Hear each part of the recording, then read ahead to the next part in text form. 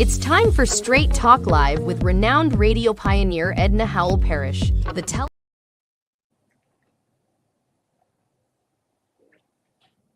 It's time for Straight Talk Live with renowned radio pioneer Edna Howell-Parrish, the television show and podcast dedicated to presenting thought-provoking issues and opinions with the goal of challenging listeners to re-examine their assumptions and expand their opinions and give thought to new ideas and concepts to better their lives and the lives of others. This is your opportunity to participate in making the world better. So without further ado, let's get ready for Straight Talk Live with your host Edna Howell-Parrish.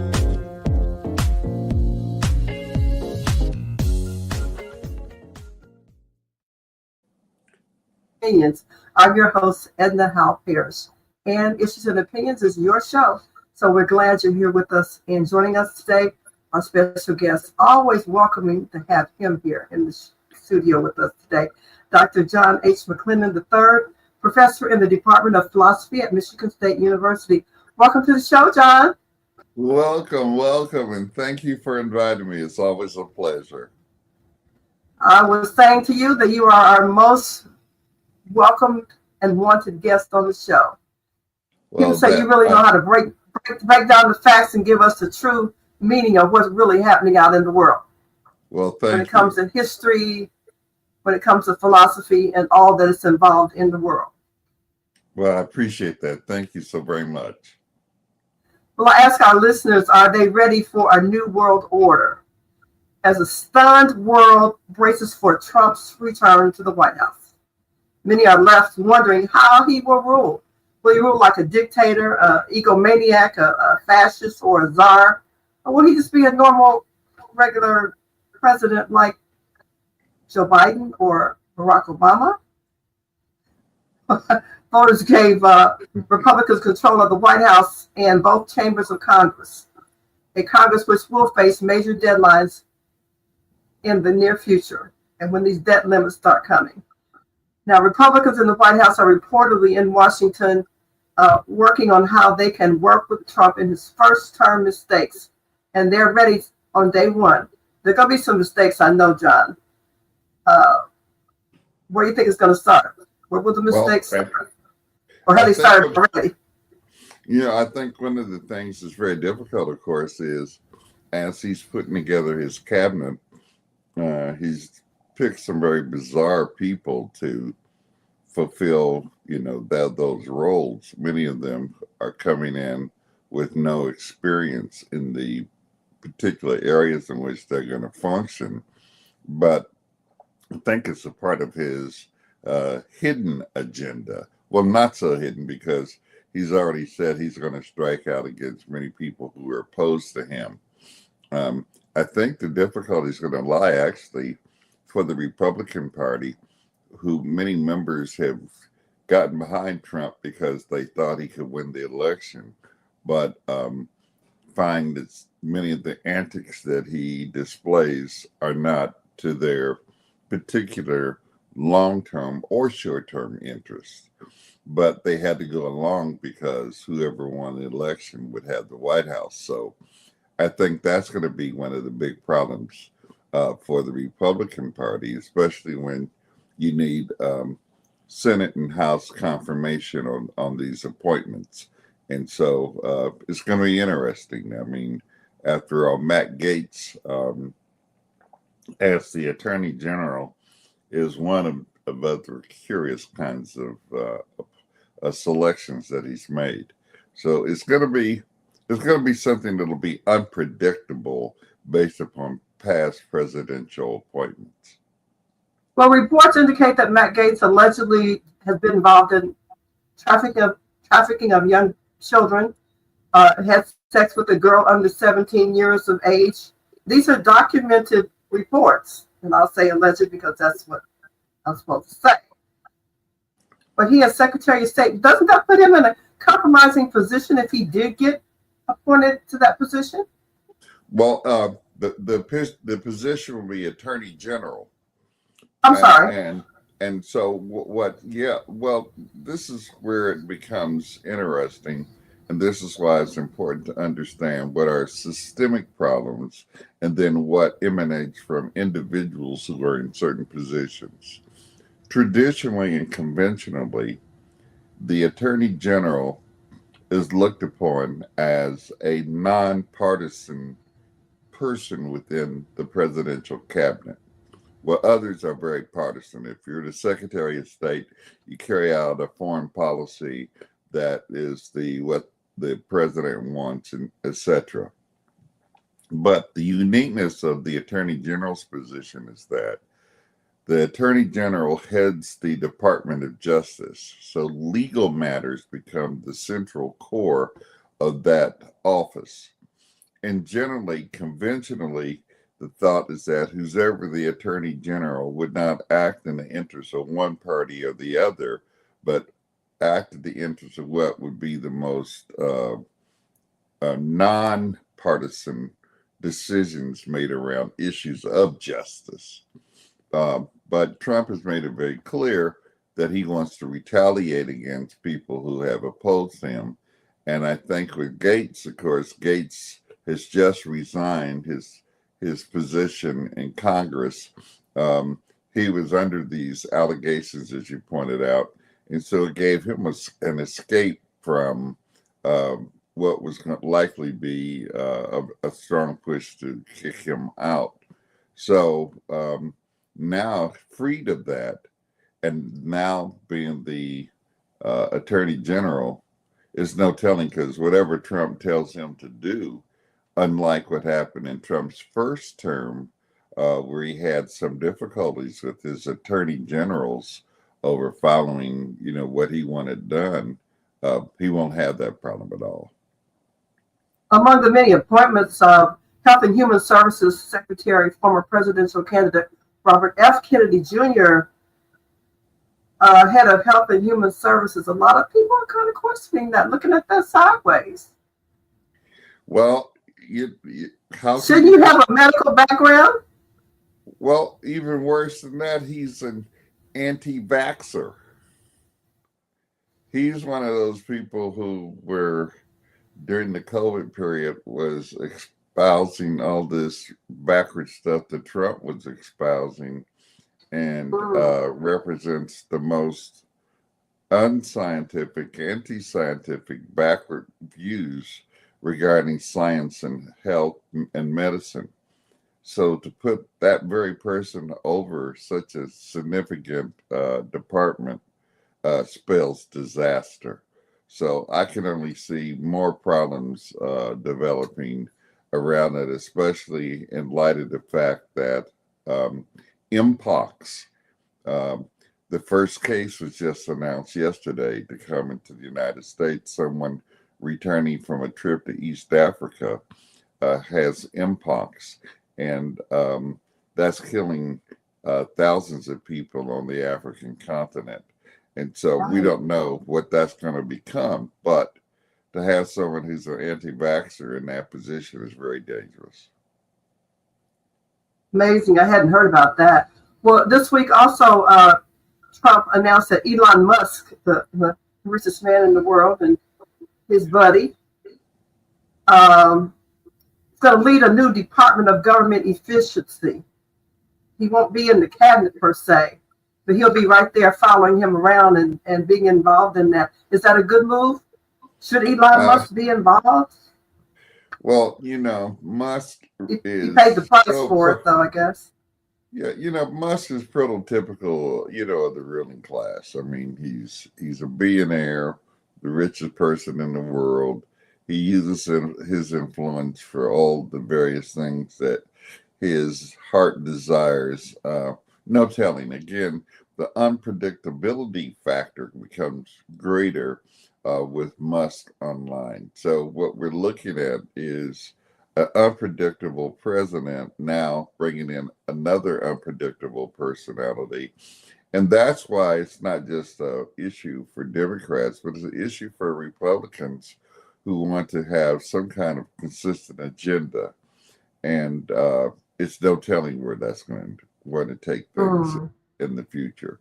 And so that's where the big problem lies, is that the unpredictability of it all means, especially in light of Trump's and the 2025 agenda, which seeks to totally dismantle and reconstruct the state apparatus in a fashion in which then where professionals who are involved in the civil service are generally given a measure of latitude because of their expertise, will be replaced now by political appointments.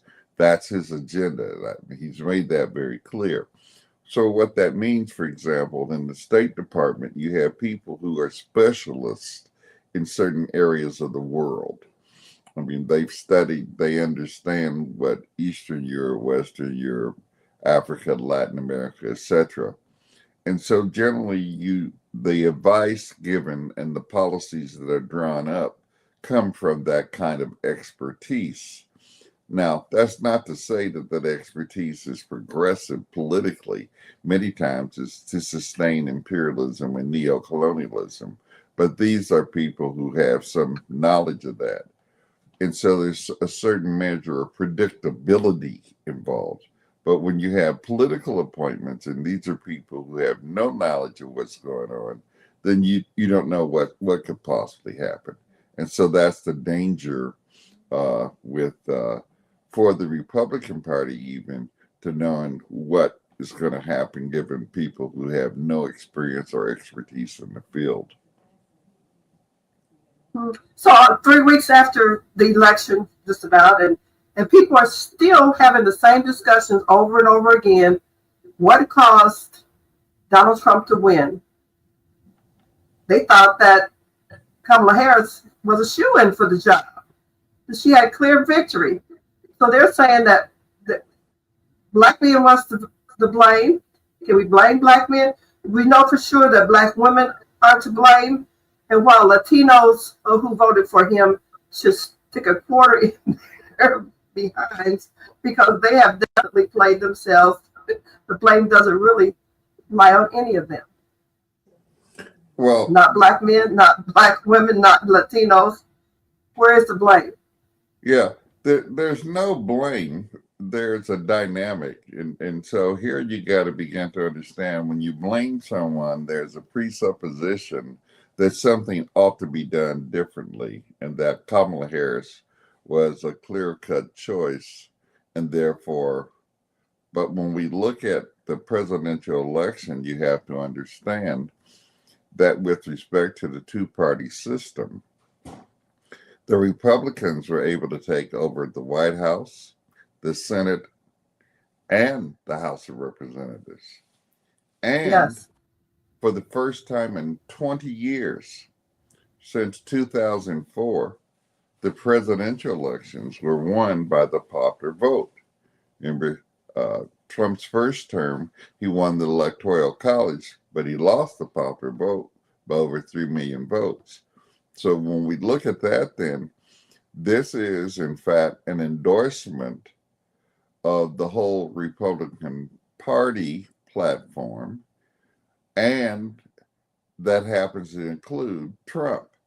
So we should understand then that it's not just the presidential elections, but it points to a deep crisis in which the Democratic Party faces for its failure to understand the dynamics, in my view, of class and how the Democratic Party has not offered anything as a significant alternative for not voting for Trump for many in the working class.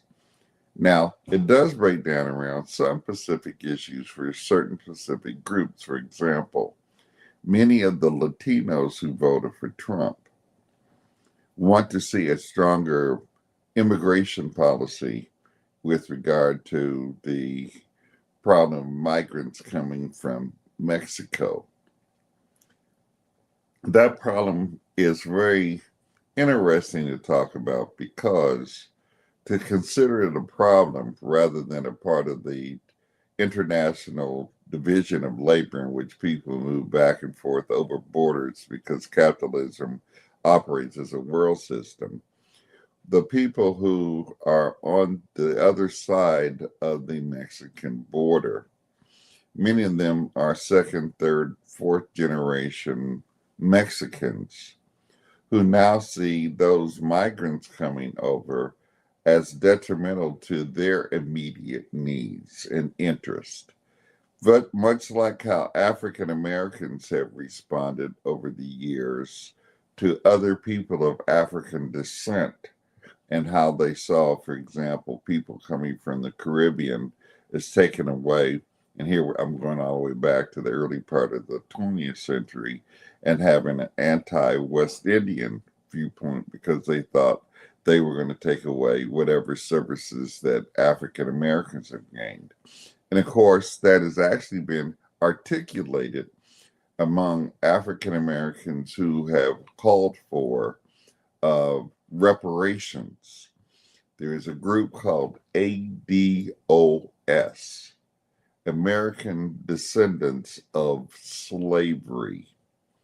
And why they use this term American is that they identify African Americans in the United States as having a distinctive interest, which does not include other people of African descent in the United States. And they're arguing that any compensation by means of reparations only go to the former slaves that were in the United States. This is why a number of them even question whether Kamala Harris should be considered Black.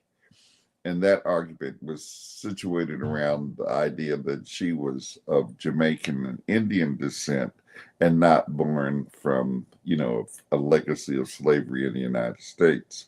So that Latino reaction is very similar to the kind of reaction you saw among certain segments of the African American population regarding this idea that the migrants, these people who are coming from other parts, are not the same as we are with respect to, social identity.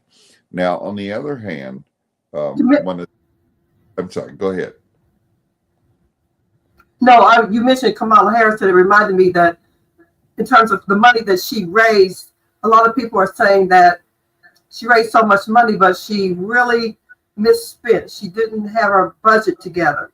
She raised, $1 billion, and she is in debt and still sending out letters and appeals to donors. I got some letters myself. I wasn't a donor, but I still got those letters. People are saying that, did she really pay Oprah Winfrey $1 million for her efforts to help Kamala get elected, having the big rally and organizing that and coming to the rallies and speaking for her? But Oprah says she didn't get any money. Her company got paid some money, her production company, for helping put that on. She says she didn't get any money. So then you got the Tina Knowles slapping back on Candace Owens for a false claim that Beyonce was paid $10 million for coming to the rally and speaking and supporting, endorsing Kamala Harris. Tina Knowles, Beyonce's mom, says she didn't get that. She didn't get any money. But, Candace Owens says she did. Then you got Cardi B opening up and saying that she didn't get any money.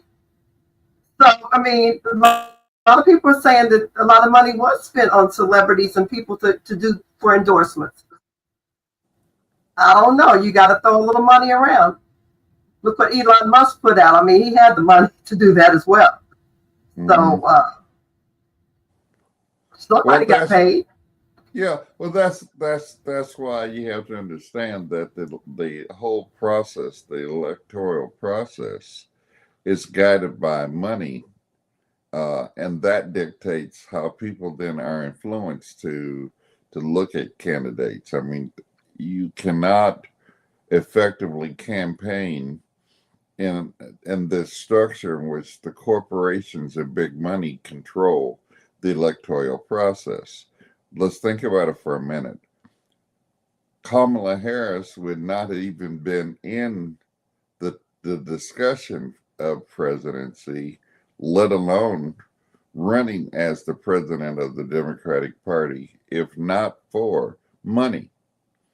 It was big money that dictated that Biden stepped down and she stepped in.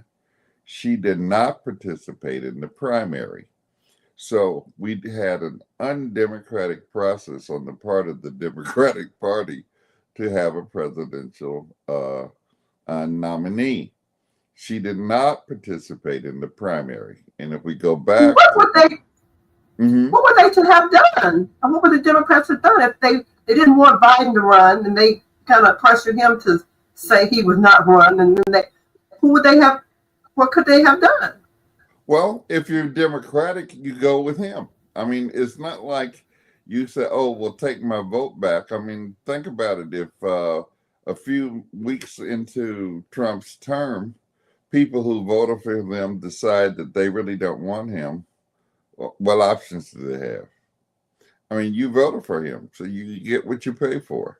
I mean, if you're talking about this as a democratic process now, but if you understand that in reality, money controls who gets in and who gets out, then it was a coup. They virtually overthrew Biden's position, which he had duly won by winning the primaries, and said, "Okay, we're going to get someone else." He didn't leave on his own accord. He didn't say, "Well, my health doesn't permit me. I'm becoming senile. I want to rest now." No. He said, in fact, "I will not step out of the race unless God tells me so." And that's why I always say the God that spoke to him was the one on the dollar bill. In God we trust, all other has to pay. And so what happened with Biden is that Biden was forced out. And then they forced Harris in as the presidential candidate. There's nothing democratic about that. And so it was a money move. So it's all about money. So when she got $1 billion in less than a month, that told you that how the ruling class manipulates who they want in the forefront in any political, contest for the presidency. That was a vulgar, open display of power and wealth. And the way Musk has thrown his money around, it's the same way. So that's how the system works. You're right about that. A shout out to Holly Jenkins listening this afternoon. So we appreciate that, Holly. Anybody else that wants to check in, be sure to check in our comments. We'll be able to shout you out. If you have a question or comment, you can ask that in the chat as well. Thank you so much for joining us this afternoon. Now, the whole issue about Bernie Sanders, he said that Democrats have abandoned the working class people. And I kept saying to myself, every time that I heard Kamala speak, it was about the middle class. She was raised middle class, and this is for the middle class. I never heard her say anything about my people's, the poor people's campaign, or you kind of middle class to yourself, Professor. But but those are people who work and who really want to earn a living and who want to be included. We never said anything about us. We just something that you scrape off the bottom of the shoe. She never did say anything. She just disbanded us, abandoned the working class people. I agree with Bernie Sanders on that. Democrats have to get a strategy together better than what they had. I would just add one qualification to that, is that the Democratic Party, since Franklin Roosevelt, has been more prominent in speaking out on issues that immediately had an impact on the working class. So in the case of the New Deal, of course, the things that emerged out of the New Deal and things like Social Security, which is still a very important kind of development from that period, have an immediate impact of that it's invaluable for us to take note of. On the other hand, where I disagree with Bernie, and I find Bernie to be duplicit, and his actions is that, on the one hand, prior to the election, he was saying that he was supporting her wholeheartedly, and he was trying to get those who belong to the quote progressive wing to support Harris in her bid. As he did in prior years, he starts off in criticizing how the Democratic Party is run by the corporations. Then, when election time rolls around, he tries to recruit progressives to join in supporting whoever the Democratic Party candidate is on the grounds of the lesser of two evils. And then, if the Democratic Party loses, then he goes back to the position that the Democratic Party has abandoned the working class. The truth is, the Democratic Party has never seen the interests of the working class as their interests. They didn't abandon the working class. Because the Democratic Party represents the capitalist class. So it's a part of the capitalist class. They give lip service in certain policy reforms that appeal to some working class interests. But it wasn't an abandonment. They never were for the working class. So when he does that, he's playing games because he, as a person who is an independent politician who is not, quote, formally a member of the Democratic Party, has become a fervent recruiter for the Democratic Party. So I see him as trying to play both sides of the fence, because if she had won, he would have been, cheering up and down the halls and said, "I told you so." But then with the loss, that he was to come back. Why didn't he make any statements about how Harris's platform did not speak to the working class all through the campaign? He never once said that. The only criticism he made was around Israel and Palestine, and it wasn't going into it, but not reaching a ceasefire. That's the only criticism he made. The reaction is still coming in. A lot of people disappointed, some are happy. I want the best for everybody in the world, and I wanted us to come together. The way that the decision went, it causes separatism, and we're not that type of country. I felt excited and hopeful for the future. I feel like we needed a change, so I'm hopeful that this will be the change that the country needs to move forward. Disappointment. Extreme disappointment. Yeah. Disappointment in our fellow citizens. There's a separation of reality going on that feels like it's insurmountable. And this is who we are. I did not expect what I call a 3-sweep branch of government, in a sense. I have no issue with how it went. It honestly went about as I expected. I just didn't think Kamala had the following that she needed this year. I am in a lot of pain and confusion. I think the biggest part of it is knowing that I am not the one that's going to be significantly affected. Today's a rough day. So, is everyone disappointed? Are they confused because it's really coming true? Donald Trump will run the White House. He'll rule the country. So will he rule as a czar, a fascist, a dictator, authoritarian? Will he be just who he says he is, John? Or was he just spouting out? His political outlook is fascist. That's unequivocal. I mean, and he doesn't step away from that. That's why he studies Nazi. His father was a Nazi. What is a fascist? A fascist is a person who still defends capitalism, but thinks that more dictatorial, totalitarian methods are the best way of running government.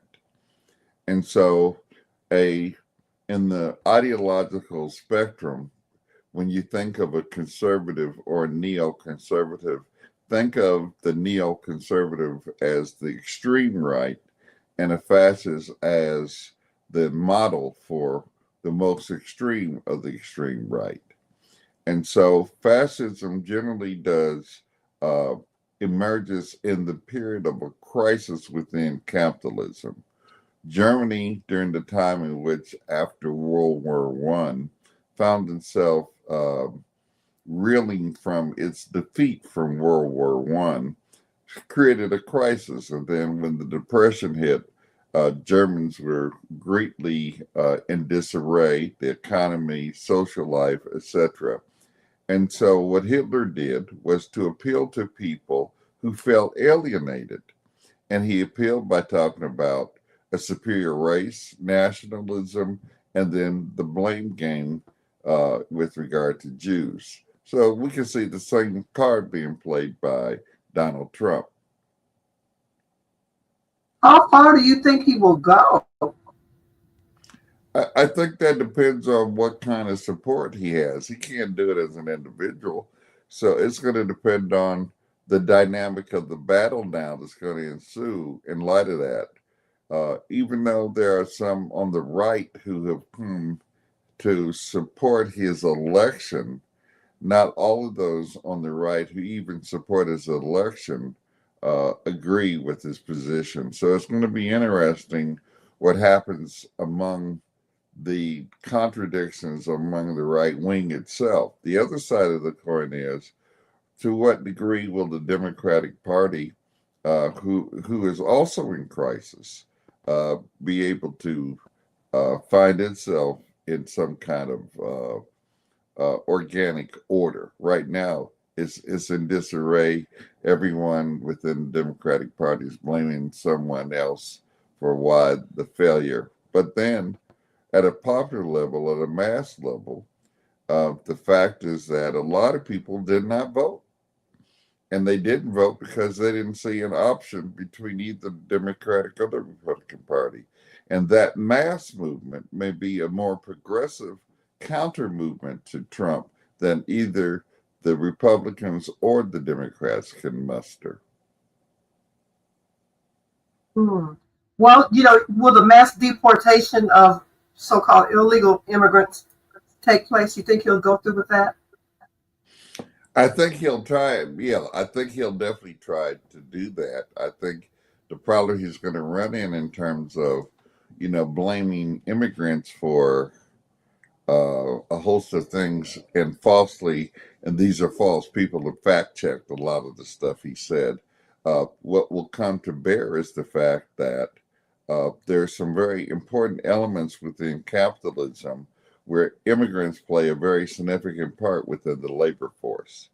And the fact of the matter is that even in his claims, he has already been uncovered as a person who was using undocumented workers in his own business and on his own grounds. So that's part of the, the hypocrisy of the claims. But immigrant labor and migrant labor plays a very significant part throughout the country, not just on the border, but throughout the Midwest. Several major corporations rely heavily upon migrant labor. And for example, Tyson chicken, poultry, people all throughout the Midwest and the East in their facilities, many of those people are migrant workers who have come undocumented, who work for less than what is the standard minimum wage, who are in very dire positions, but are willing to take on jobs that other members of the working class don't. So it's not going to be an easy thing about doing that. Remember, in his first term, ICE was going around and trying to grab people up and snatch them and take them back. But that created a real crisis. So I don't think he's going to be as effective as he wants to be. I think his insults towards Mexico and the idea of developing his tariff move is going to create an economic crisis. And so a lot of people are going to turn, because his selection is not a selection that says he's a great choice. It's basically looking at the failure of the Biden administration and saying, well, let's have a change. Well, shout out this afternoon to Angela Face Booth. Peace and much love to both of us, she says. Thank you for being part of the show. If you have a question, comment, be sure to ask it. We'll see what we can do to give you that information. Also from a McClendon, is it Coffee or Kathy McClendon? He says, or she, is it a he or she? One of your family members, John? Yes, he. Kufay, okay. Yeah, that's your he, okay. May's little son. Okay, I like okay, all right. Thank you for listening. We appreciate that. You know, a lot of times we don't promote people checking in, but I appreciate it today. We're going to start doing that. And then we also can drop a link and let people call in and be on the show, actually appear on the screen and be part of our show for today. So thank you all for joining us today. We really appreciate it. Well, consider this, undocumented immigrants are disproportionately people that work, they earn money. Now, they may be illegal, but somehow they get these Social Security cards and they pay income taxes. That's part of the American economy.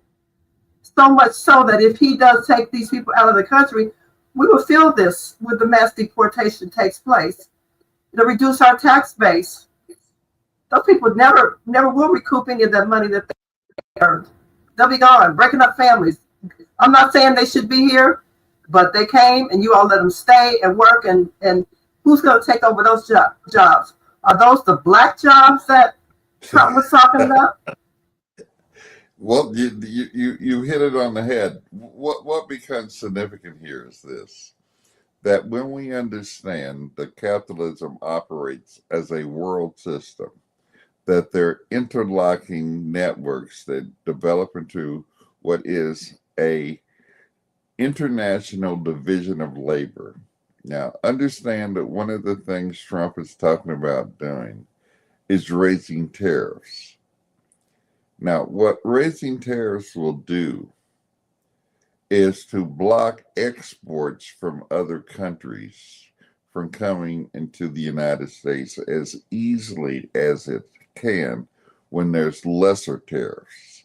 So think of it as building a wall, but now instead of building a wall to keep out migrants, you're building a wall to keep out exported goods from other countries. Now, the question we have to ask ourselves is, why is it today that when we look at, just for example, the Midwest, and we look at Dayton, Ohio, or Detroit, Michigan, or Akron, or Youngstown, and we notice that we call this now the Rust Belt?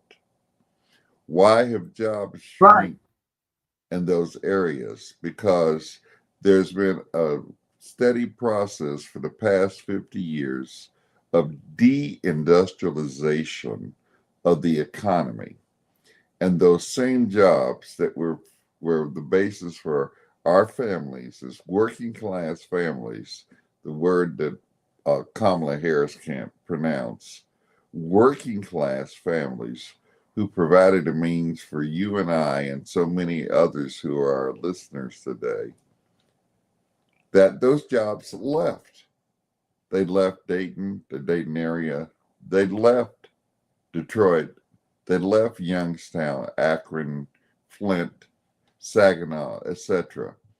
So where did those jobs go?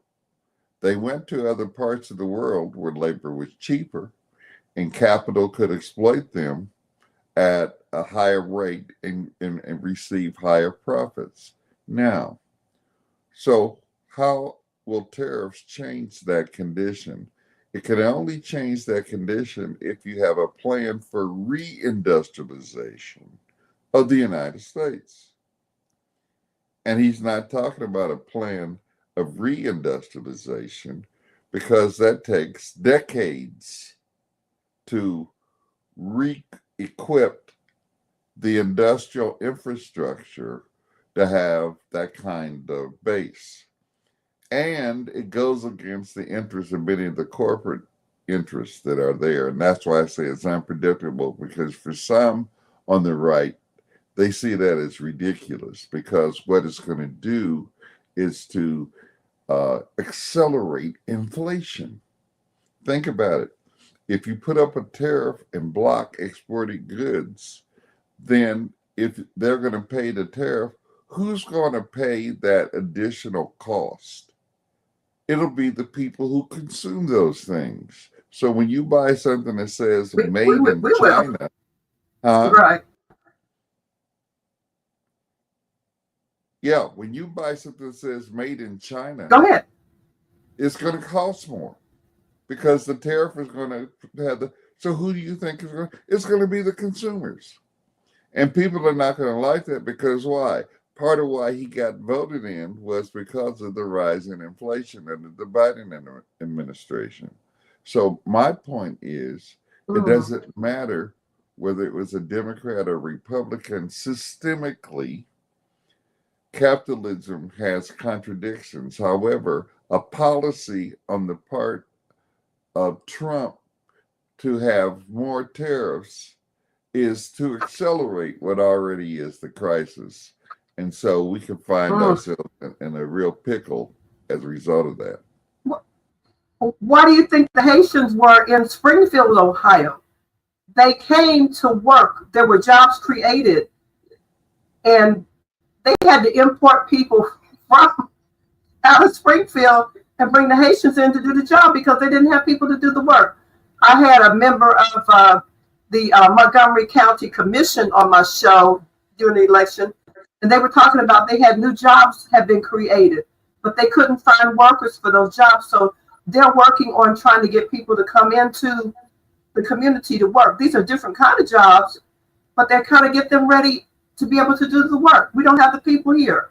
So I'm not saying that the undocumented immigrants, they do provide money. And in 2022, they paid nearly $47 billion in federal taxes and more than $29 billion in state and local taxes. So you better think before you do what you do. I mean, it's gonna be a mess. Shout out to Eric B. Thank you for joining us on the show for today. We really appreciate that. Some things that Donald Trump says that he's going to do. He said he can work on the whole issue of this possibility of Russia and Ukraine and the war. He can take care of that in a jiffy. Now today, President Biden lifted restrictions that had blocked Ukraine from using U.S. provided weapons to strike deep into the Russian territory. Three sources familiar with the matter, in a significant change, he said that is significant to U.S. policy. Ukraine plans to conduct its first long-range attacks in the coming days, the sources said, without revealing details due to the operational security. But Donald says that he's not to worry about that. He said he got it all taken care of.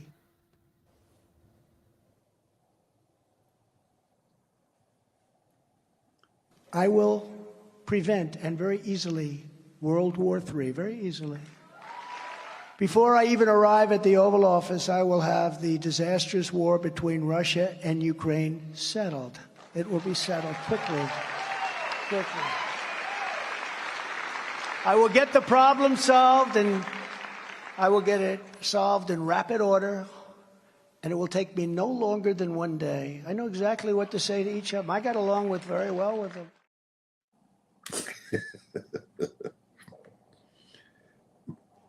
Yeah.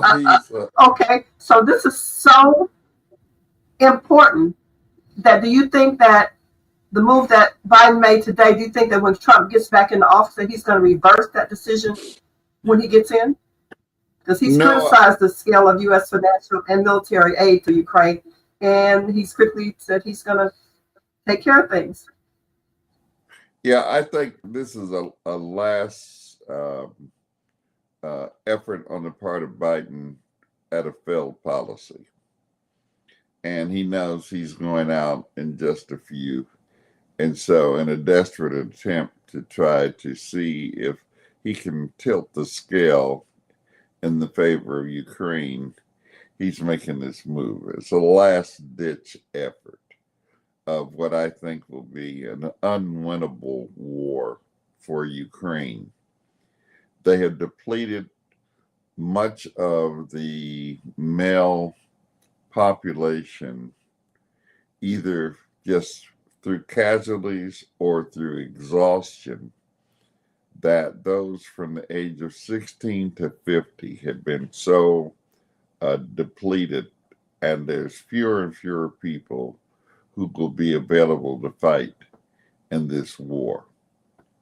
Also, remember that the key question around this war centers on, at least from the Russian perspective, the dangers of NATO. It's not about annexing Ukraine as it is creating a buffer against NATO, because Ukraine is in the sights of NATO. If Ukraine becomes a member of NATO, then NATO will sit right on the very doorstep of Russia. That's unacceptable. The United States would not accept any foreign power sitting right on their neck that was seen as an enemy. Just think about this. Think about U.S. policy towards Cuba, which is no real threat to the United States, and how the United States has treated Cuba from 1960 to today. And then say, well, why is Cuba considered to be a threat? And the argument is Cuba is communist, so therefore they're an impending threat, and therefore we do whatever we can to crush it. Now think about Ukraine on the border of Russia. What's the difference? The difference is that Ukraine is a formidable threat, especially if it becomes a member in NATO, where Cuba is no threat to the United States at all, only ideologically, only in terms of how people can see an alternative to not having full medical services and see how Cuba has been successful, or to see how public education develops and see how Cuba has been so successful. So this is a battle around NATO and Ukraine joining NATO. Why Trump may be able to pull it off has nothing to do with his own individual abilities to negotiate anything. The Ukrainian war is an unwinnable war for Ukraine. And NATO members are being exhausted by this because they have to buy higher price gas than what they were formerly getting from Russia. In particular, Germany, who was heavily dependent upon Russian gas because Russian gasoline is cheaper for the Germans. They don't want this war, but they've been forced because the United States has been at the forefront of this. Many NATO members, even though they would like to see the Ukraine join NATO, they don't think it's worth the cost of what this war is all about. So he may be able to pull off a ceasefire without having an actual peace treaty between Ukraine and Russia.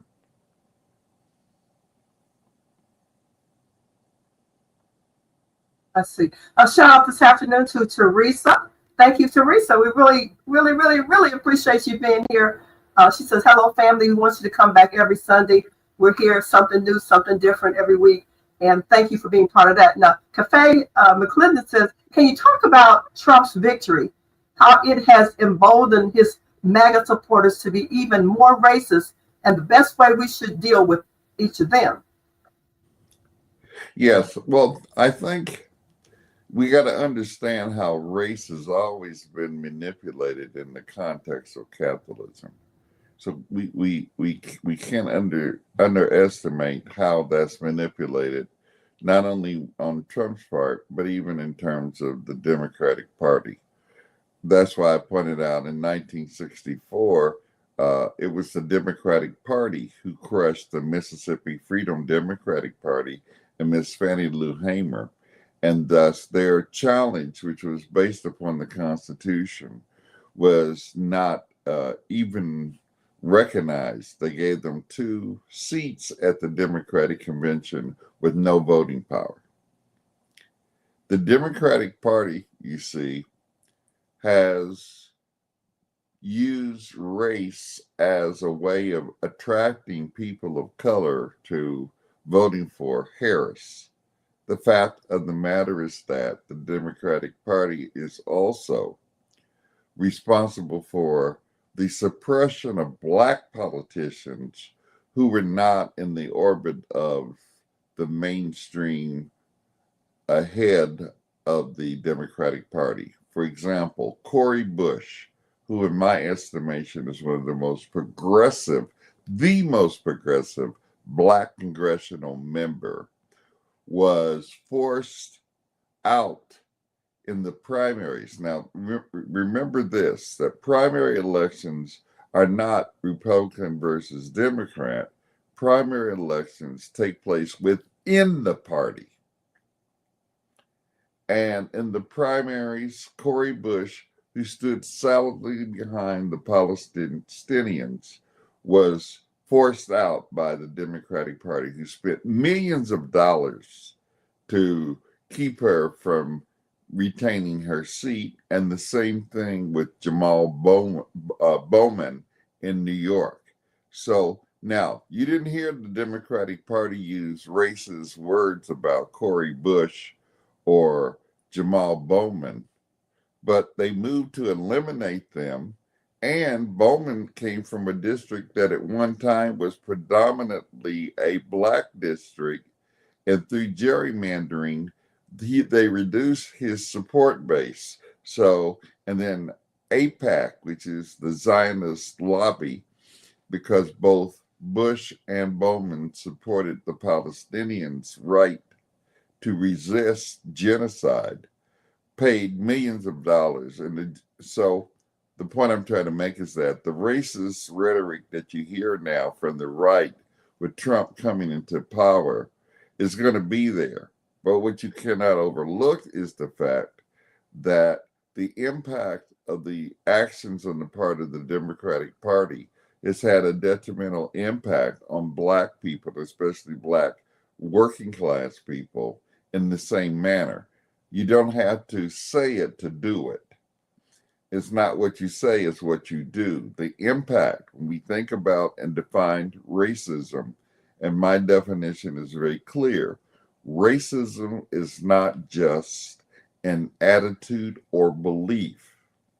More importantly, it is behavior and institutions that give material support to such beliefs by the actual suppression of the supposed inferior group.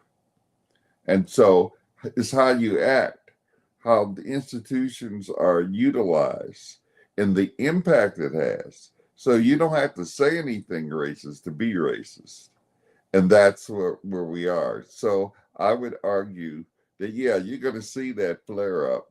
But at the same time, you saw a Biden who supported Israel, and the same kind of things is happening when we look at Charlotte, Virginia, when Trump said good people on both sides during his first term.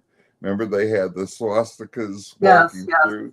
Okay, the same thing is happening today in Israel. The same thing.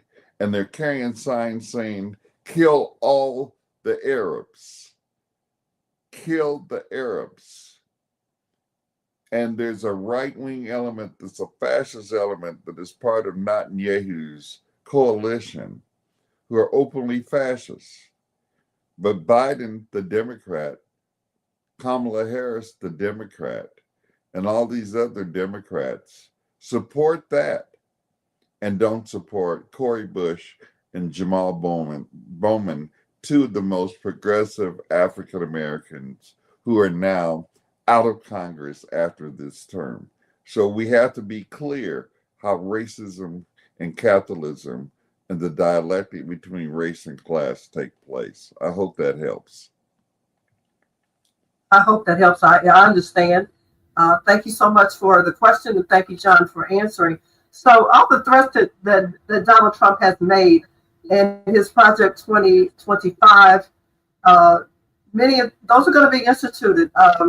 Getting rid of the Department of Education, letting the states run much of the education when it comes to the lower grades. College, they'll keep that, but somebody will be over that.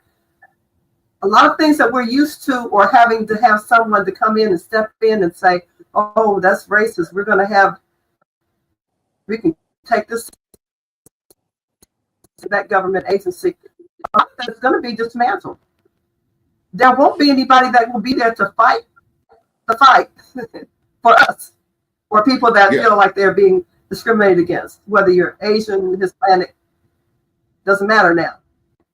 Well, let's look at it this way, and it's very important that we do. The recent efforts and what the Supreme Court had to say about affirmative action and race as a factor, that has already eroded, right, what was called affirmative action.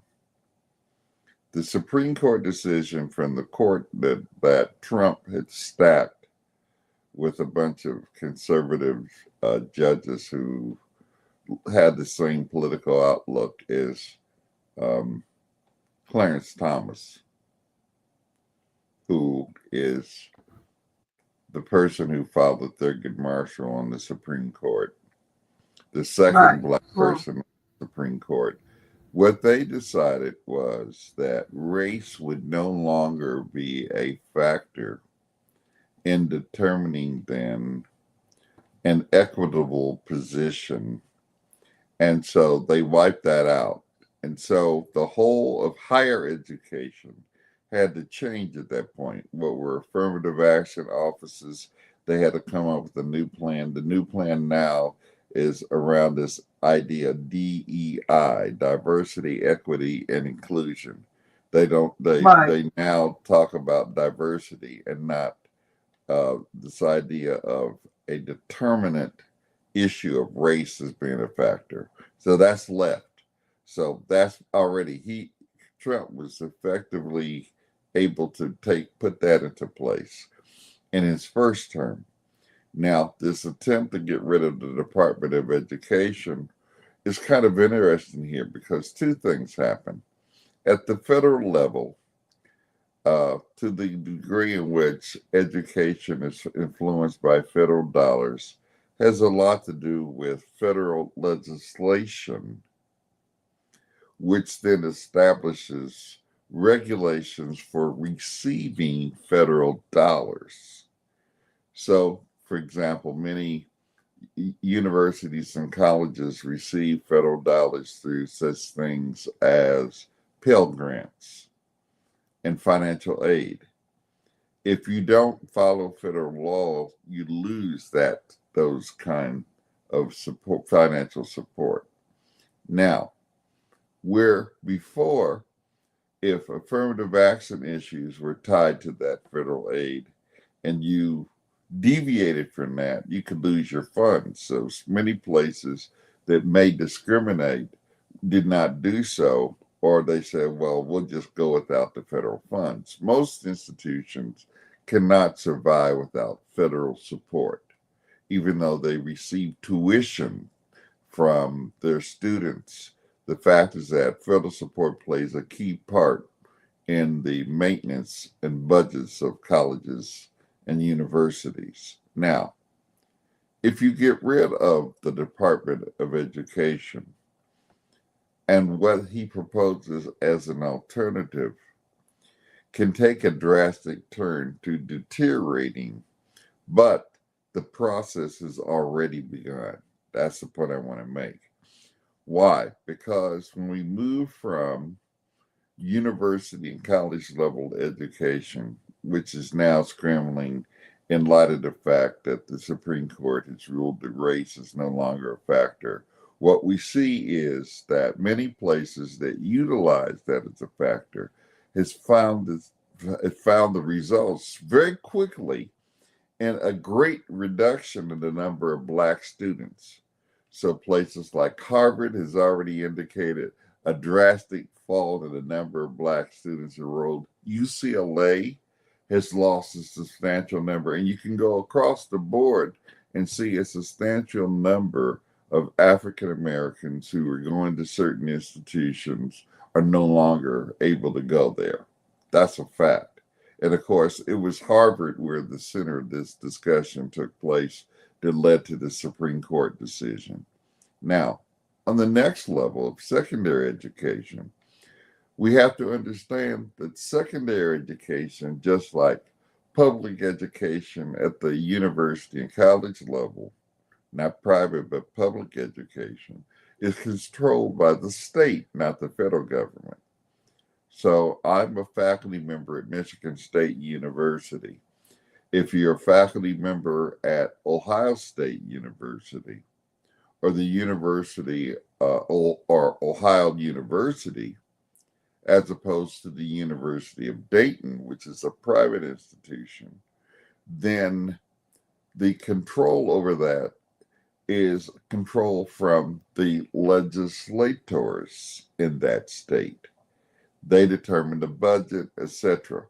So here the key question will be, what groups of parties or people, etc., make up that legislature, and how will those institutions be funded? But the federal funds, again, that are tied to, the federal laws will be in place. Now, here's the real part that becomes so important to understand, and why this move to liquidate the Department of Education becomes so ominous. At the state and local level, in terms of public education, secondary and primary education is in the control of the State Board of Education. The State Board of Education. There's no federal control over state boards of education. That falls within the jurisdiction of the state. Now, this is why in Florida, DeSantis has initiated this removal of books written by Black authors and has a curriculum that has eliminated African American history and anything to do with Black people. That's not a federal, that's a state move. Now, we'll have to look very carefully then with respect to Ohio, because there was a very important Senate seat lost, right, that the Republicans gained in the past election 2 weeks ago. Am I correct in that? Right. You're correct. Yeah. Sherrod Brown was lost his election to a Republican. Right. So with Brown out, what that means is going to be kind of interesting, you see, because now the Ohio State Legislature will be making decisions about the universities and colleges that are tied to, the state. And at the state and local level, with regard to public education, those school boards will make that decision. So now what we have to look at, I don't know, I didn't keep up with what happened with the school board elections in Dayton and Trotwood and the Dayton area as such, but that becomes critical. And in terms of how the state then looks upon education is going to be a key issue. And so this is why we have to become cognizant of who sits in the state legislature, who sits on various school boards, and then try to fight for policies that will, defend us against those racist attacks. But they're on their way. Yes, your answers are very thorough.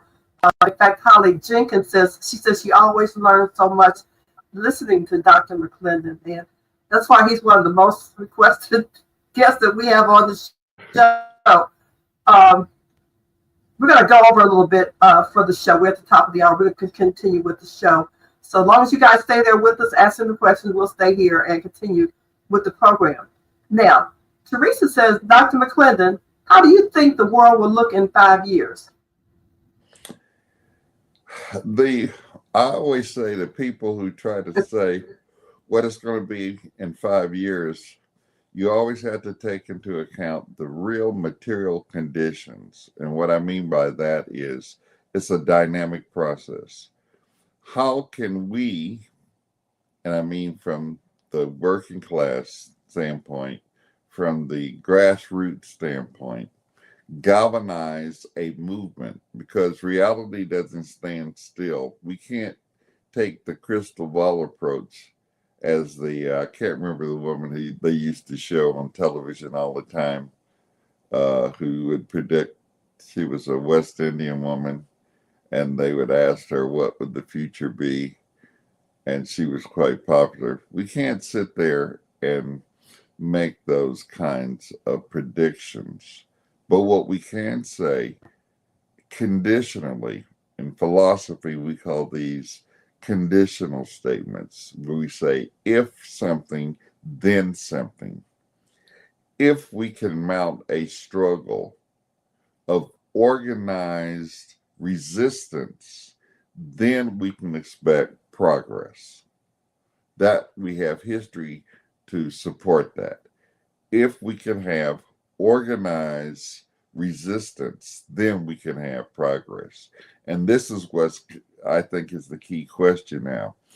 Getting angry, upset, Trump is in, getting defeatist and say, oh my, it's so bad, there's nothing you can, no. We have to respond by saying we must organize now to meet the forces at hand. We have to take the time to do what we're doing today, and this is why this show is so important and why what you're doing, Edna, is so vital to our community. We have to discuss this, generate the dialogue and the analysis. The one way you have to begin is first by understanding 4 particular things I talk about. The nature of the movement. Secondly, the organizations that constitute the movement. Next, the leadership. And then finally, the ideology, the worldview that informs it. So what kind of movement do we have? What kind of movement do we need? How should we go about organizing such a movement? One of those things I think is very key, and this is why the show is symbolic and symptomatic of that, is that you have to have communication. We're utilizing now resource social media to communicate ideas, which a few years ago wasn't existent. I would have to depend upon leafleting and sending something to what was now called snail mail. For those of you in the generation, there used to be a time when you didn't have email and you didn't have texting, Right. you didn't have TikTok, and you didn't have Instagram and all those things, social media. So now we have the technology that can facilitate organizing. So what I would say, Teresa, is that, Teresa, first we have to identify what kind of movement do we need. Number 2, how should we organize such a movement?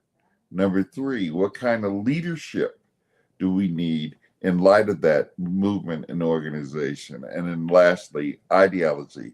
What kind of worldview must we have? Because we have to be critical of the dominant worldview that says that our only option is the present, the status quo. So if you want to remember those 4 things, think of it as MOLI. Movement, organization, leadership, ideology. And that's a starting point, I think. So we can go back there to make And it's kind of, when we were talking about this the other day, it's sort of like starting all over with the issues, the civil rights movement, how it started, the marches, the protests, people that had the strong ability to organize and bring people together, the grassroots level, people coming together and talking. It can't be the same people. It's going to take a building of organizations and people getting together and really working on it. It won't be the same Democrat leaders. It won't be the Al Sharptons. It won't be those people that we see on television. They play an important role. We have, in doing this show, it's difficult because it's building, learning, getting our equipment together. Some things happen, that are not just right there when I push a button, things don't go. But we're working and we're building. So I think I see that being important, but I have the ability to speak out, say what I feel. But under this new administration, if Donald Trump doesn't like what you say, he says he can and he will cut you off. Now, does he have the power and the ability to do some of that? For the networks, some people on television, he said he was going to cut off some of the networks. He wanted to see CBS gone, NBC, people that on the networks that said things that were against him. He didn't like it. But as the president, he's threatened these federal issues because the government licenses these TV broadcast outlets that make him unhappy. And he's threatened to shut them down. So he can do that under the Communications Act that grants the president those certain emergency powers to over radio stations, TV station networks. He can do that. Now, can he do that to social media? Well, here's two things. But here's what we got to remember. I'm going to make a historical reference first. It was against the federal law during slavery to have abolitionist journalism. Yes, yes. But Frederick Douglass published the North Star, and there are many other newspapers. So whatever the law says cannot stop the organized resistance of the masses. If Frederick Douglass could become an outspoken advocate against for freedom and against slavery, and we said we can't do anything in this time, then we need to go back and read Frederick Douglass very carefully. If there's no struggle, there's no progress. We have to understand it's a struggle, so it's not going to be rolled out on a red carpet and you just simply walk down and say, okay, we're going to free ourselves. No, it's a struggle. It was a struggle in the Montgomery bus boycott, right? It was people who gave up their jobs in order to have the right to ride on a bus, who lost it, who were fired, maids, people who worked in white people's homes, who joined that struggle, and they were able to maintain it for over a year. Because they were organized. It was an organized movement under firm leadership, which, by the way, the leadership was primarily, though we always hear about Dr. King, I have to inform you that the leadership was primarily the leadership of women who were in the leadership of the Montgomery bus boycott. So we have to understand Black women. Who knows better how to organize than Black women? I won't go further on that. We can have that discussion another day. But most of us know who've grown up in the Black community that the organizers of many institutions and organizations and fraternal, or I should say not fraternal, but what's the other word? Sororital organizations, right, were led by women and still being led by women. So we have to understand that. But what we can do, regardless to Trump attempts to do, is to organize. And we can organize a network of communication so that if you could do it during slavery, and that's why they banned the drum. My sister Mama Renee, who does excellent work with her group in drumming, the drum was not only an instrument of music, it was first an instrument of communication.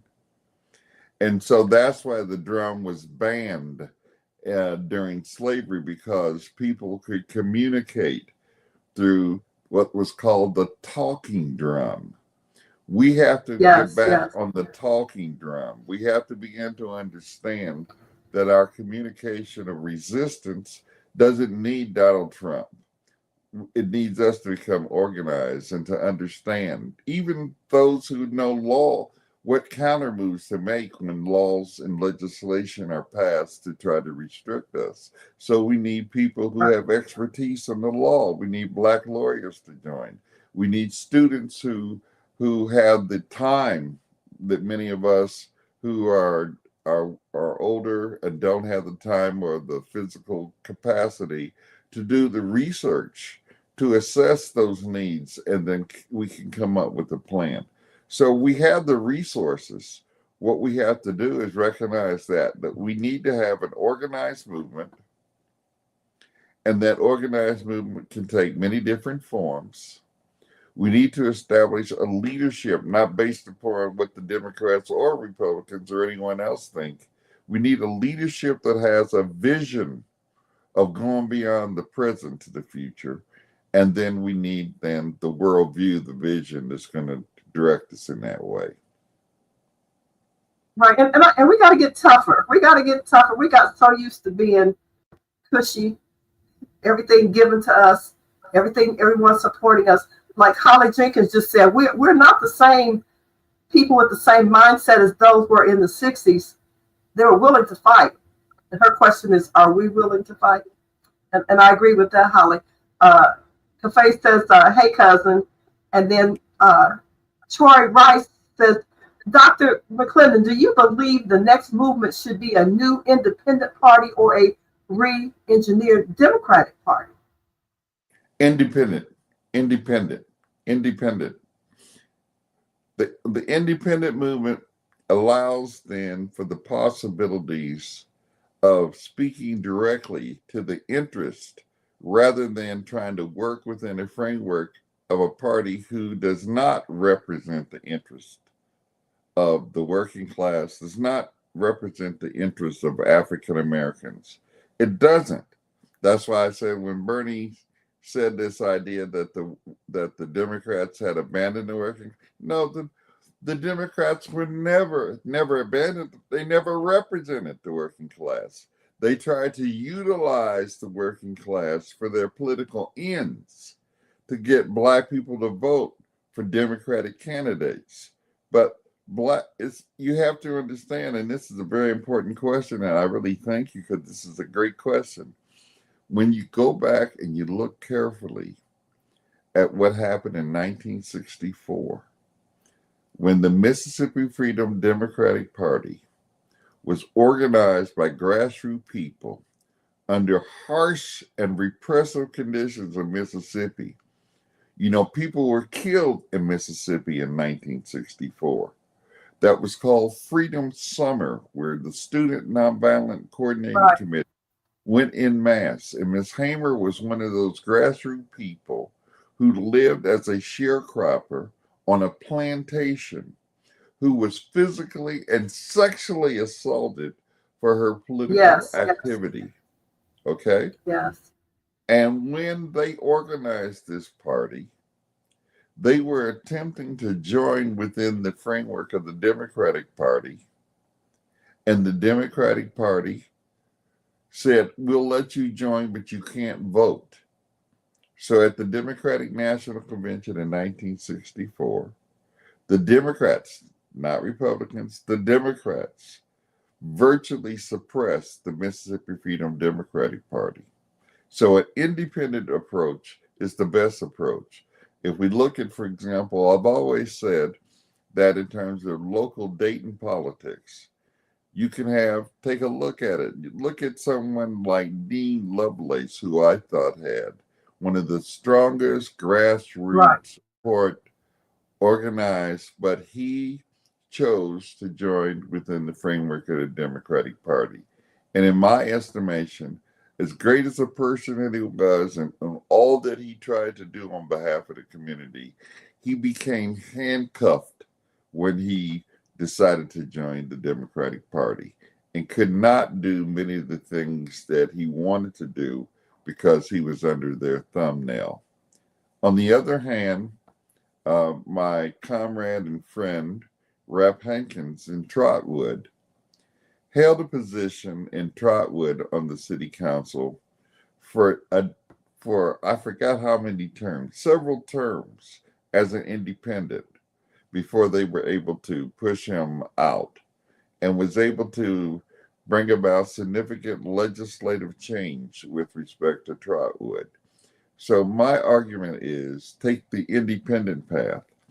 And what we need to do is think about organizing independent political and social groups. That is, independent political parties, independent social, organized groups, because that's the best alternative. Thanks for the question. That's a very, very good question.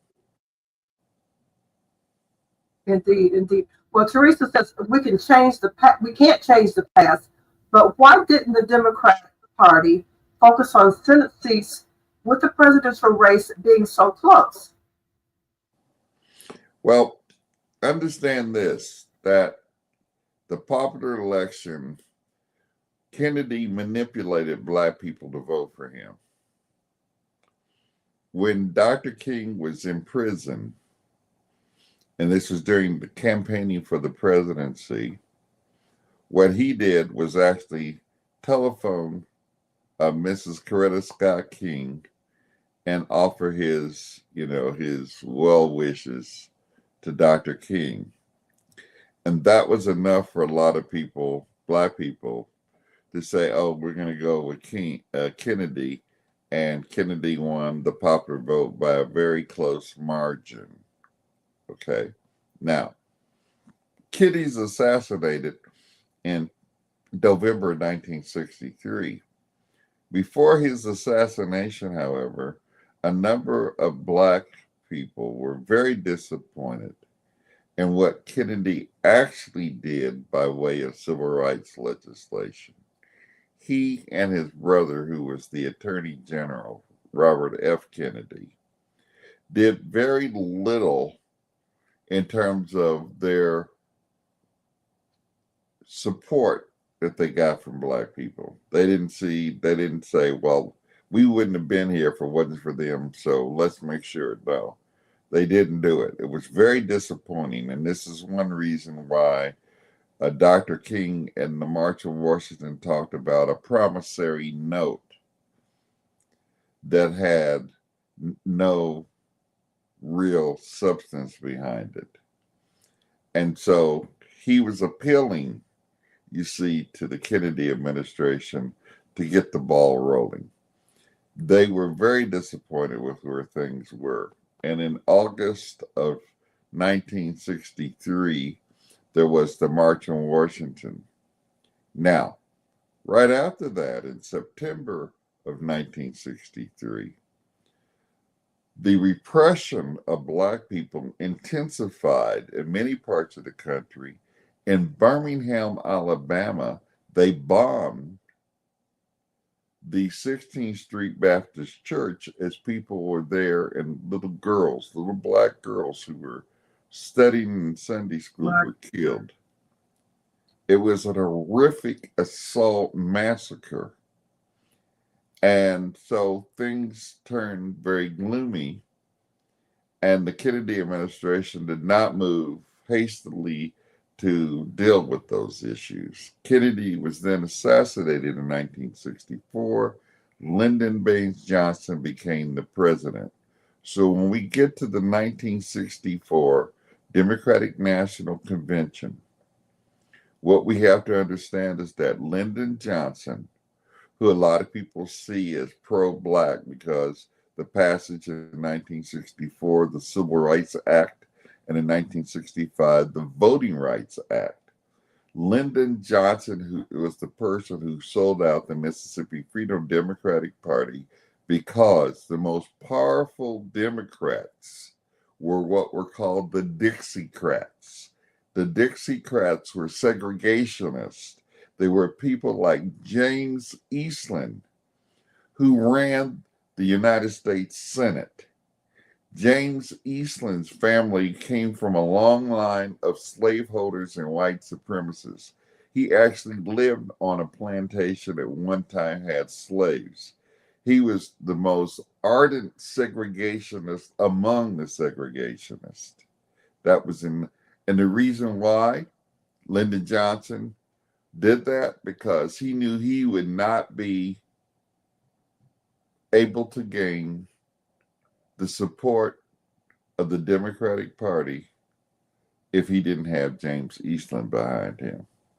So he won the primary, unlike Kamala Harris, and became the candidate for presidency in 1964.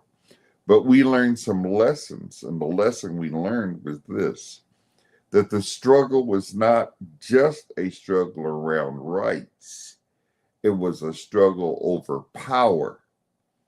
And so what happens in the wake of 1964 is something called the Black Power movement. And now the sites of the movement began a new vision where it wasn't just because rights without power are meaningless.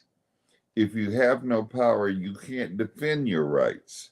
You could have all the rights in the world, but if you have no power to defend them, then they're just as empty as someone telling you you're sitting at the same table and you're a diner. And that's what Malcolm X talked about in his Ballad of the Bullet. Are we willing to put our lives on the line? Willing to do like the Pete Fresh Showsworth back in the day in Alabama, houses firebombed, dynamite bombed, like you said, with the little girls who died in the church. I mean, can you just imagine what those people went through? And so then Holly says getting enough of us organized to affect some real change seems to be the real problem. So what are we willing to sacrifice? What are we willing to die for? People said, well, no, I'm not willing to give up, my comfy life here, or I've worked long enough and hard enough, and so somebody else has to do it. I can't do it. What can I do? I can't. Kenneth says Kenyatta Smith says she agrees, he agrees, and Tori Rice says they agree. So everybody's agreeing. So I just hope that we can learn how to come together at some point and to keep talking about this and not let the conversation end. We got to keep talking about it. Yeah, I think we all have to understand this, is that there's always a measure of sacrifice. Any successful show, that's why I mentioned the Montgomery bus boycott. What happened in Birmingham with Reverend Shuttlesworth, and I was fortunate enough to actually talk with him about that experience when I was at another institution. I talked to him too. I knew him. Yes. Yeah, because he moved to Cincinnati, in fact, and did some marvelous work. And he worked with the STLC chapter in Dayton. That's another story. But what we have to understand is this, is that the commitment to struggle is a precondition for struggle. In other words, if you're not committed to struggle, you can't have a struggle. Okay?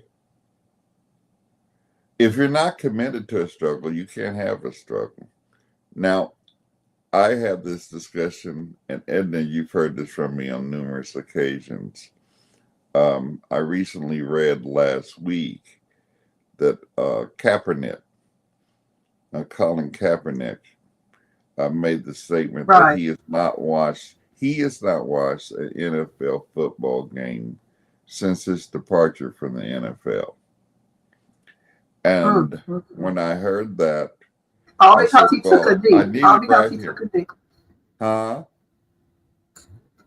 I said Colin Kaepernick kicked out of football because he took a knee. Yeah. On behalf of the people. Down, yeah. Yeah. On behalf of the people. Himself. That's a great sacrifice.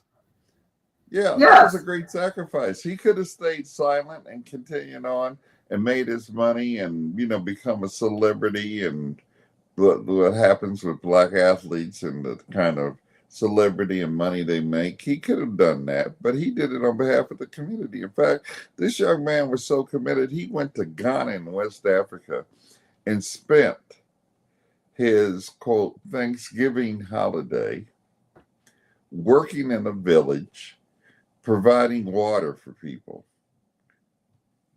That's what he did. He went to West Africa and worked with our people in West Africa to provide clean water for people. Got his hands dirty, got down digging. That's what he did when he could have been easily, enjoying himself. And he said just this past week, he has not watched an NFL game since he's left the NFL. And I was so glad, because I have not watched an NFL game since he left. Now, the reason I raise that is because it's a symbolic expression of commitment. It will not change the NFL whether I watch it or not. I know that. So I'm not under the illusion that since I don't watch it, the NFL will stop. But my argument is this: if collectively the African American community would have stood by and say, this is a man who gave up for us, then we must follow accordingly, because the commitment we're making here is not a sacrifice. It's just, if you will, an inconvenience of leisure, where we just want to watch football games. It's not like you got to walk across from West Dayton to East Dayton, or from North Dayton to Southern Dayton, or from Xenia to Wilberforce. It's just like a watch NFL football. And we're going to stand in solidarity. And then when it becomes millions of Black people doing that across the country, it will have an impact. But no, I know, I've had this debate with both friends and family. They want to see their NFL football. And to me, that's a question of commitment. If he was committed to losing his job, what does it mean to be committed to not watching a football game? There's no comparison. And so if you can't do that, then you can't do other kinds of sacrifices. That's a test. That's a litmus test to see to what degree are you committed. If you can't give up a football game, then you're not going to give up a job, let alone give up your life. You see, my view is that you don't die for a revolution, you live for it. It's easy to go out and commit suicide in that sense, where you just say, I'm going to die, and you pick up a gun and run out in the street and the police shoot you, and you say, oh, that's a bad brother. That's a bad sister. They went out. No. The test is when you can live for the struggle. And if you live for the struggle, then you make sacrifices. You begin to say, I'll do A rather than B. And it may not work out in the best personal interest, but it works out for the collective interest. And so this is why you find most movement people, like a Reverend Shuttlesworth, who gave up his personal interest. He told me directly what it was like when that bomb went off. And he was sitting on his bed, and he watched the bed spring coils land on the wall across from the room as if somebody had thrown darts. And he didn't, in 1 inch, leave his commitment. That's something to respect. And when I met him, it was a great, honor. Think about Mr. McIntosh, who gave up his personal business. He had a cleaning business right here in Dayton. And they stopped giving him services because of his sacrifices, and then they put it on fire. Did he give up? No, he continued. He continued to the day he died. And the day he died, he was killed by Black youth who had no clue that they should have been defending him rather than attacking him, because he was the one who made it possible for all of us from the Dayton area to have a better life in terms of our conditions. That was a man who was committed. When he came up with the House of Knowledge, that was a place that he brought people. He was so committed, I had to tell him, Mr. Matt, you can't keep giving me books because you can't make the money to pay for your books, Lord. But that's how committed he was. So that's how we have to think. Right. A community like that, and people, I'll use the word hero. There are people like that in every city who's given their lives and sacrifice so that the community could prosper. And so we're there still now today. People are doing it. So no, we can't give up the fight. I won't give up the struggle on that one. I want you to come back again real soon. I want to talk about the Doomsday Book. You know about the Doomsday Book? No, I don't. You know about that? No, I don't. Okay. I'll check it out. Well, during during the presidency, Donald Trump, he has started that when somebody's president of the United States, the authority is total. Whether or not presidential authority is total, there does already exist a presidential powers that have been enacted by Congress for use in extreme circumstances. Reportedly locked in a White House safe are the secrets, known as the Doomsday Book. They are a collection of powers authorized by Congress for the president to use in emergencies. Included in this collection of material is called War Emergency Powers of the President. That's tucked away at the end of the Communications Act, happened in 1934, and the statute created the FCC, the Federal Communications Commission. Over the decades, the book has come to include ready-made orders to suspend habeas corpus, the ancient and bedrock principle that those arrested appear before a judge, puts part of the country under military control, impose martial law, block Americans from traveling overseas, and restrict telecommunications. So this book, they say they want to try to keep it away from Donald Trump, the Doomsday Book, because all these things that the president would have the power to be able to do. So I kept looking it up, and I did find that there is a book.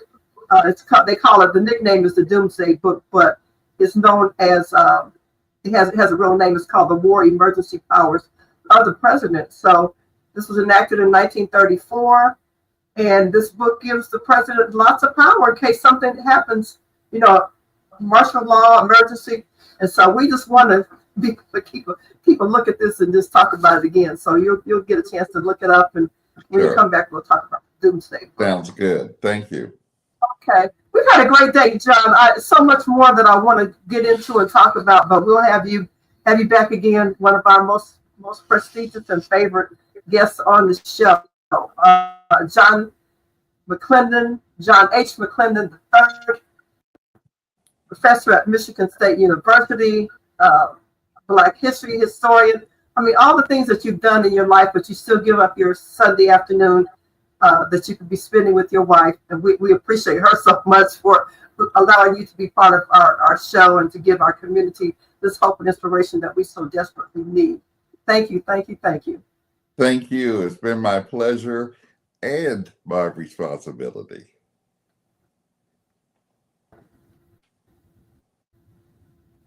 Thank you, thank you. And to our guests, people that have always listened to the show, you're there, but we never asked you to come and be part of the show, but we're asking you now every week. The line is always open, and we'll be dropping a link to let you come up and make some comments if you would like. Thanks to Holly Jenkins, that's my real friend from Cincinnati, Friends for Life, and we appreciate you being there. Cafe McClendon, I know I pronounced the name wrong. Thank you for being there. Angel Face Booth, appreciate it. Also, Teresa, I mean, you've been really great asking all the great questions, and we have other people that have been in the show and have asked questions as well. We thank you all for being here. Troy Rice, we really appreciate you. Also, Kenneth Smith, part of the show. Come back next week. We'll have new guests on. I think we're going to have one of the guest members that was elected from the Wells Blackshear, elected to the Senate here out of Ohio. He's going to be on the show, African-American brother. Working on getting Shayla Favor, my niece, who was elected to the Office of Prosecutor in Franklin County. She's the first African-American elected as prosecutor in Franklin County, and the first African-American woman in the state of Ohio elected as a prosecutor. So working on those two to come on the show next week. So be sure to join us for that as well. We're going to close it out now. I know you all will stay with us, but we're going to let it go. Cafe says, I love this blessing to you, Miss Howell-Parrish. Thank you for your platform. I thank God. I thank Jesus. It's not me. It's all because of him. Thank you all for being part of our show today. And as we work through some of the issues that are out there, and they don't want this show to go on, but if God is willing, I'm willing to. As long as I Thanks for tuning in to Straight Talk Live with renowned radio pioneer Edna Howell-Parrish, the program dedicated to presenting thought-provoking issues and opinions with the goal of challenging listeners to re-examine their assumptions and expand their opinions and give thought to new ideas and concepts to better their lives and the lives of others. Join us next week for another opportunity to participate in making the world better. So until next week, live your best life from your friends at Straight Talk Live and host Edna Howell-Parrish.